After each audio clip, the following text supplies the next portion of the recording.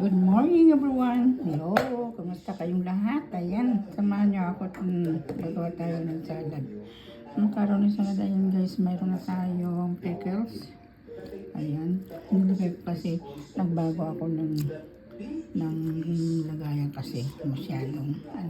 Tapos ito yung ating pinya. Ito yung ginamit natin guys. Ayan, may pinya tayo, pineapple at ayan.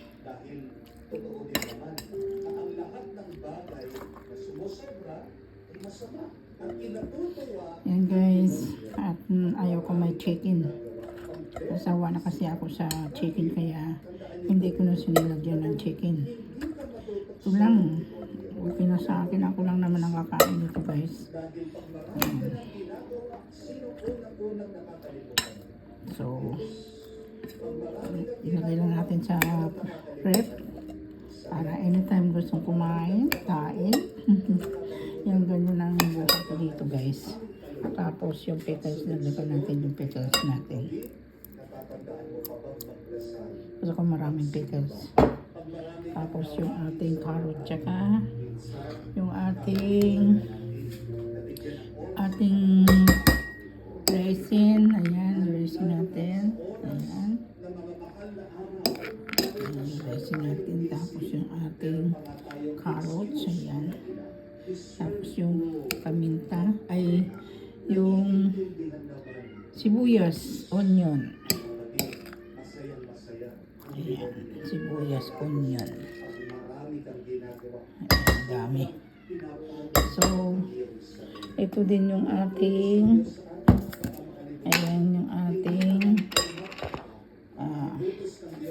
ito muna guys ha. Kasi hindi ako makakilos pag nakahawak yung kamay natin sa ano. Ayan. Okay, ayan. Ang ating ubusin natin dito. Mamaya kagawa din ako ng tuna. Kaya sandwich ko kaya magtira tayo ng sibuyas. Then, paminta. Dami paminta. Mas better maraming paminta. Tapos asin.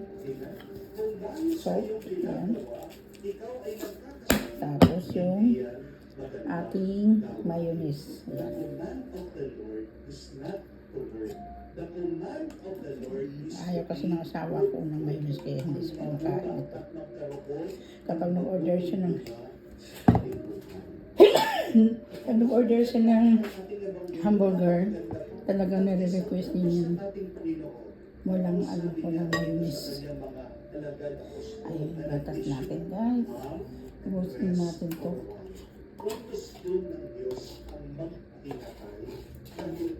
Ang Diyos Ama, nung ginawa niya ang mundo, nagtrabaho siya for 6 days. And on the 7th day, ang ginawa niya, siya po ay huminto at nagpahinga. So when you rest, when you find your strength to breathe, to recuperate, to be energized and strengthened, it is not a waste. Mayonnaise natin, dagdagan pa rin natin. You are doing God's will. When you rest, mas better kung ubusin natin ito. So kung marami mo yun siya.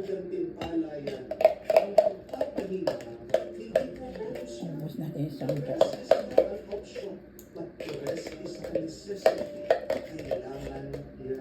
Sarap, maraming mayonnaise. Then, okay na. Ayan. Ay, dagdagan natin yung ating ang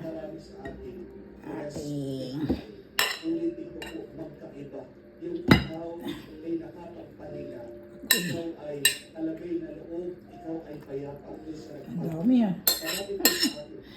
Akala ko kalahating kilo lang naman ito eh.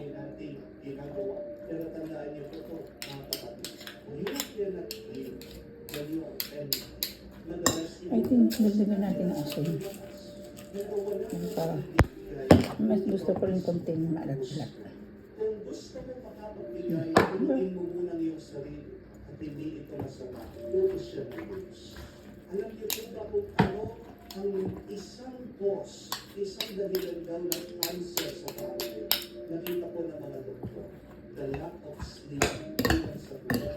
We live at least 8 hours of sleep. Pag nagabawas po sa minuto o isang oras, Wala na sa Nestle Cream, guys. Bira kasi dito ang Nestle Cream. Kaya wala, hindi ko na nalagyan. Pero masarap naman siya kahit wala Nestle Cream. magkaroon ka ng sakit sa puso o kulang ka sa tulog. Kaya maraming pinya. Sa daan, dalawa po ang leading cause. Una, distraction. Hindi nakatingin sa daan, nakatingin sa cellphone.